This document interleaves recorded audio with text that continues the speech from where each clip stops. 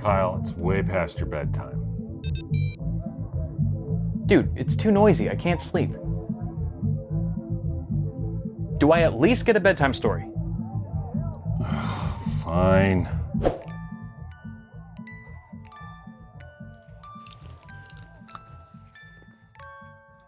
Once upon a time, there was a tiny little boy who couldn't fall asleep.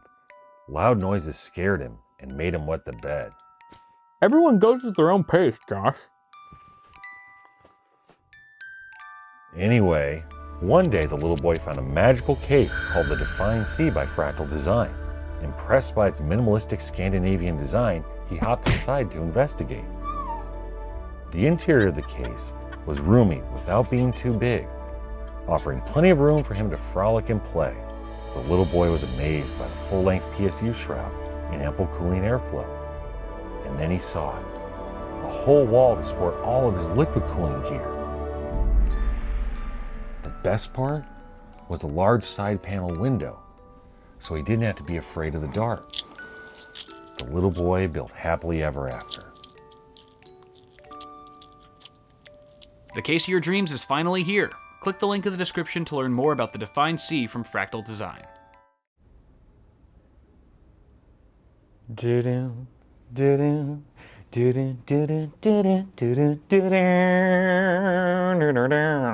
Why, hello, Vega. Looking good. Now, you guys probably already caught my crappy unboxing of Vega last week, but now we finally get to talk numbers. Let's talk about performance, benchmarks, useful information. Finally, these cards are buyable. They are on the market, on store shelves. So this is an air-cooled RX Vega 64, which should be priced at $499 USD.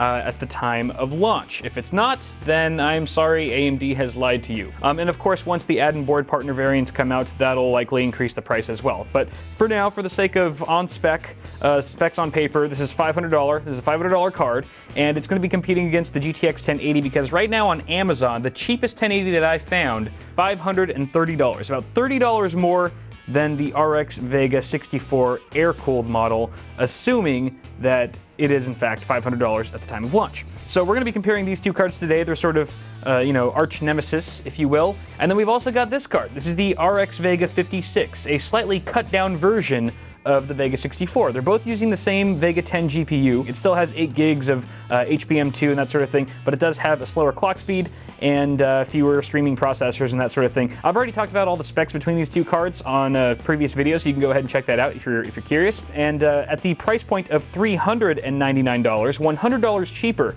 than Vega 64, the RX Vega 56 competes directly with NVIDIA's GeForce GTX 1070. So we're going to be pitting these two cards against each other as well. So it's kind of a dual.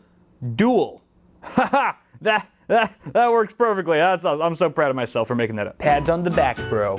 Pads on the back. Now, fun fact, AMD did release a sort of beta driver to the press that would allow us to manually overclock Vega, but I received that way after I had already benchmarked these cards, and thus I did not have time to overclock them manually for this video. However, there is a turbo mode that I enabled within HITMAN, the Radeon software, so that we actually do get sort of a boost here. And I was actually seeing clock speeds up to 1630 megahertz for Vega 64, and I think high 1500s thereabouts for 56. So while I didn't manually overclock and tweak things myself, there was that turbo mode enabled for all of today's tests. For the GeForce cards, I gave each of them a 150 megahertz core clock offset and 300 megahertz memory clock offset. That basically took them over 2 gigahertz with the core clock speed during our tests. So everything's running more or less overclocked in their own fun way, and it should be a pretty fair fight. Overall, we're testing 1080p,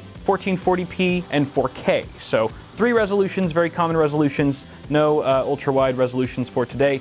But yeah, let's take a look at the test bed that we're using actually. It's pretty swanky. This is the same one that I used for Threadripper recently, at least on the Intel side, what Threadripper was competing against. It's the MSI X299 Gaming Pro Carbon, a lovely motherboard, plenty of faux carbon accents and things like that. A 32 gig kit of G.Skill Trident Z RGB running at 3200 speed, and I should talk about the processor really quick. That's a 7900X Core i9 from Intel, overclocked to 4.5 gigahertz on all 10 of its beautiful cores. We've also got that cooled by a Corsair H110i liquid cooler. 280 millimeter AIO. Other things to note here, we are using an ADATA SX900 512 gig SSD. No M.2, nothing fancy, just a plain old SATA drive, and yeah, that's pretty much it. So guys, I know this isn't the most professional video I've ever done, but I wanted to keep it really simple because, again, I'm super busy with other things like this amazing studio that I should show you guys really quickly.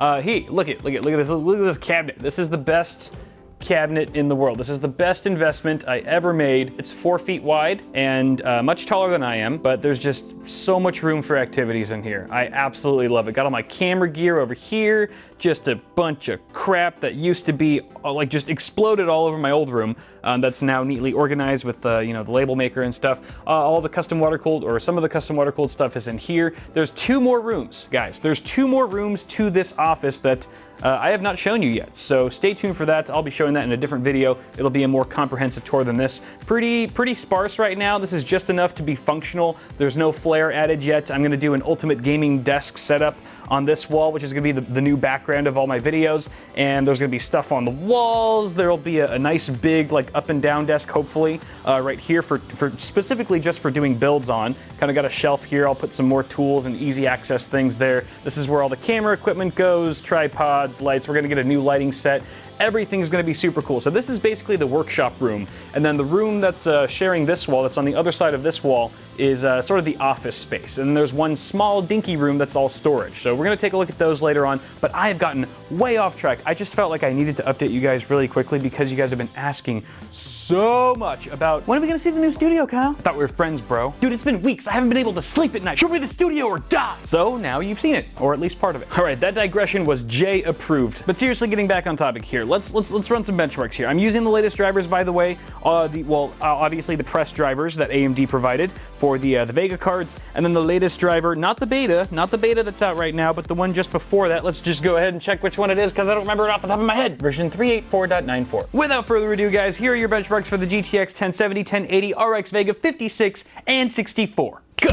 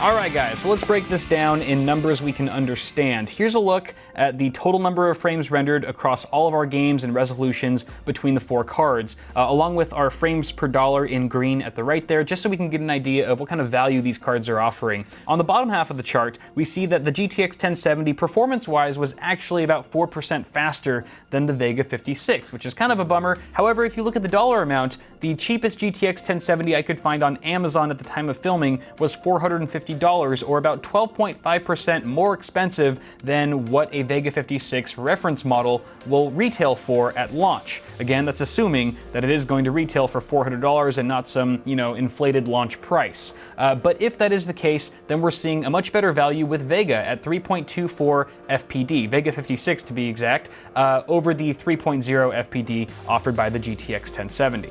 Now, even if you're chasing the most performance at this price point, you still might want to consider Vega 56 simply if you're in the market for an adaptive refresh rate display, as FreeSync panels right now are much cheaper than their G-Sync equivalents. So at the end of the day, you could still be getting just about the same performance, just a little bit less than the GTX 1070, but also walk out of the store with more money in your pocket if you happen to be purchasing a monitor as well.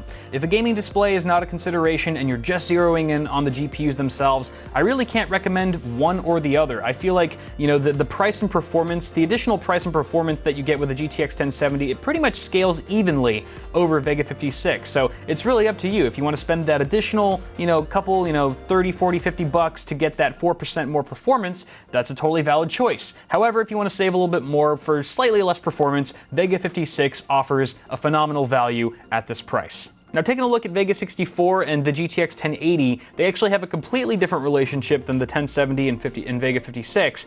For starters, the GTX 1080 completely annihilates the Vega 64 in performance. We're seeing about an 18% increase in average frame rates overall in the 6 games we tested, which is a pretty crushing victory for Nvidia here at this price point of $500 plus. We're also seeing a better value overall with the GTX 1080, giving us 3.1 frames per dollar, whereas Vega 64 was the only card that we tested today that did not break the 3 FPD barrier, which is kind of disappointing. You'll also notice that while Vega 64 is 25% more expensive than Vega 56, it's only about 9% faster, which means it's kind of being cannibalized by its own cut down kin, and that's obviously not going to be very appealing for people, even if they have the $500 to shake at their GPU. From what I'm seeing here, Vega 64 is a pretty tough sell at this point, whereas Vega 56 is a solid buy at its $400 price. You know what's really interesting? That everyone, including myself, was super excited about Vega 64. That's all we could friggin' talk about for the last few months.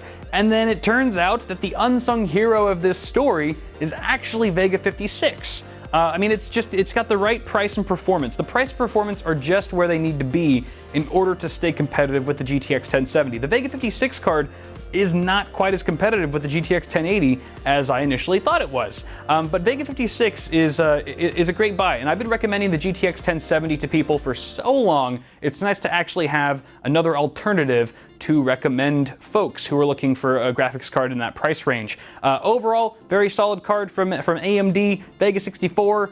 Try harder, and that's pretty much all I have to say for now, guys. Go ahead and let me know what you guys think about Vega in the comments below. I'm very curious to hear your thoughts as always, and toss me a like on the video if you enjoyed it. You can also check out Bitwit Ultra, my ad-free early access channel, for $1.50 a month. The first 2 weeks are completely free, no risk involved, and you can back out any friggin' time. As always, I'm Kyle with Bitwit. Thank you guys so much for watching. Stay tuned for more tech stuff coming at you really soon, and I will see y'all in the next video.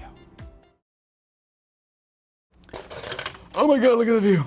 Oh my god, look at it. It's so beautiful. I can't take it.